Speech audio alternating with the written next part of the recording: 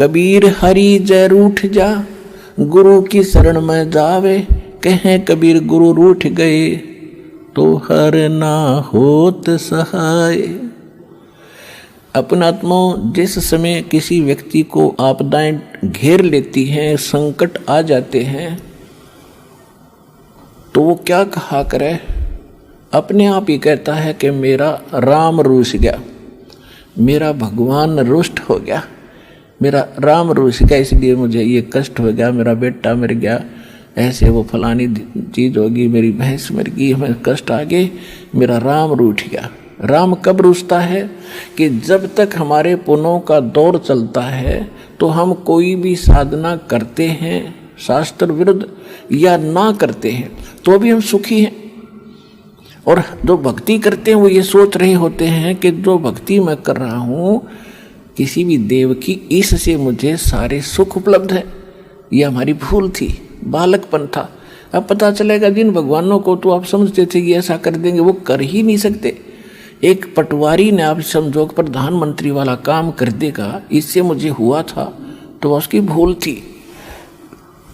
तो फिर क्या बताते हैं कि जैसे परमात्मा रुष्ट हो गया, आपदा आने लगी, यानी आपके पुण्य खत्म हो गए। और जिन पे फिर आपदा आती है तो उस समय वो आपदा शुरू हो जाए, पहले तो सुख था उनको, चाहे भक्ति करें थे या ना करे थे, फिर उन पर आपदाएं ने घेरा तो जो साधना वो कर रहे थे उनसे हटकर चलते हैं, किसी से पूछने के लिए, किसी से पामिष्ट को दिखाते हैं या कोई जंतर मंत्र वाले के पास जाते हैं या किसी की तो और झाड़ा झपटे वाले के पास जाते हैं। इससे सिद्ध है कि जो साधना आप कर रहे थे वो सुखदायी नहीं थी, आपका भूल थी। उसके करते करते फिर दुख हो गए, पहले सुख हो रहे थे, वो फल रहा था आपका प्रारब्ध, आपकी किस्मत में लिखा ही आपको मिल रहा था। आप भूल रहे थे कि इस इष्ट से, इस भक्ति से मुझे ये लाभ है। चलो फिर आपके ऊपर आपदाएं आ गई, आपके पुण्य खत्म हो गए। अब सुख कैसे हो कि पुण्य फिर मिले, फिर पुण्य हो? तो परमात्मा कहते हैं कबीर हरि जय रूठ जा, गुरु की शरण में जावे। कहें कबीर गुरु रूठ गए, हर ना होत सहाय। गुरु गोविंद दोनों खड़े, काके लागू पाए। बलिहारी गुरु अपना, जिन गोविंद दियो मिलाए। अब देखना, इस एग्जाम्पल को सुनना। अब जैसे आप कहीं खेत में या मजदूरी पर गए हो, हैंडपंप से आपने पानी का घड़ा भर लिया और दूर चले गए आधा 1 किलोमीटर, वहाँ खेत में अपना काम कर रहे हो।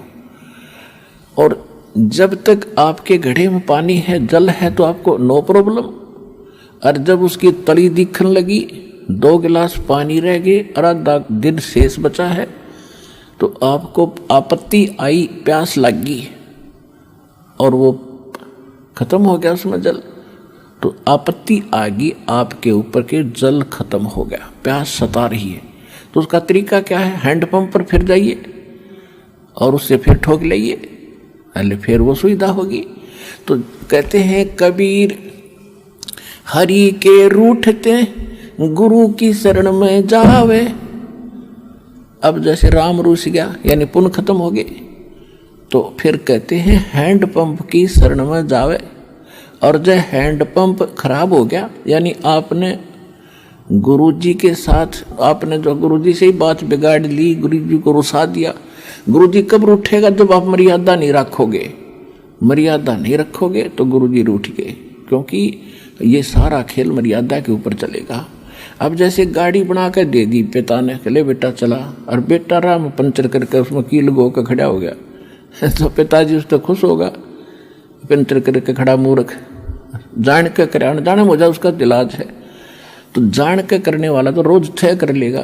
तो इसलिए आपको समझा जाता है कि ये क्रिया नहीं करना, ये करना, तो तब गुरु रूठेगा। और गुरु नहीं रूठा तो आप आइए, यानी हैंडपंप खराब नहीं होता, चाहे 100 मटके भर लो, चाहे ड्राम के ड्राम ठोक लो। तो कहने का भाव ये है, इस क्रिया को समझना। फिर कहते हैं गुरु गोविंद दोनों खड़े, काके लागू पाए, बलिहारी गुरु अपना, जिन गोविंद दियो मिलाए। हैंडपंप के पास गए, एक जैसे बुद्धिमान व्यक्ति को समझाओ, बतावे कि भाई एक तरफ तो ये एक घड़े में पानी रखा है जल, और एक ये हैंडपंप है, इनमें से आप कौन से को सिलेक्ट करोगे? पता कौन सा चाहिए इतने? तो नो कहेगा मैं तो हैंडपंप लूंगा भाई, हैंडपंप में तो 100 घड़े भर लूंगा, रिसीव घड़ा तेरे एक दिन भी काम ना चलावे। तो यहाँ परमात्मा उदाहरण देना चाहते हैं कि गुरु तो हैंडपंप है, और ये जो पुण्य है, ये आपका मटका भरने वाले, ये भगवान समझो, जिससे आपको राहत मिल रही है। तो गुरु जी के पास उस परमात्मा की, वो परमात्मा होता है ये समझो, और आपने थोड़ी सी भक्ति करके परमात्मा इकट्ठा कर लिया, वो उससे काम नहीं चलेगा। तो कहते हैं गुरु गोविंद दोनों खड़े, और काके लागू पाए, बलिहारी गुरु अपना। यानी हमने तो हैंड पंप चाहिए, जिससे जब चाहे ठोक ले, आवे एक बार 2 बार पानी बाल्टी भरी चल भाई। तो इस प्रकार तो ये हैंडपंप यहाँ लाग रहा है बरवाले के अंदर, सतलोक आसन बरवाला जलाईसार में।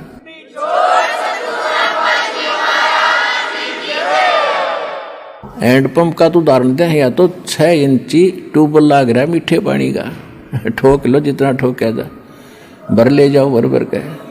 लूट सको तो लूटियो, राम नाम की लूट, पीछे फिर पछताओगे भाई, प्राण जहांगे छूट। अब समय है लूटने का, समझा है तो सर दर पाओ और बाहर नहीं रह सकता। अब हम आते हैं उस कथा पे, क्योंकि पुण्यात्मा यहाँ हर तरह के लेक्चर देने पड़ते हैं ताकि आपको आप कहीं पर मार ना खा जाएं, कोई गलती ना कर बैठो। सतर्क किया जाता है, एक सामूहिक लेक्चर दिया जाता है, प्रवचन किया जाता है, जो प्रत्येक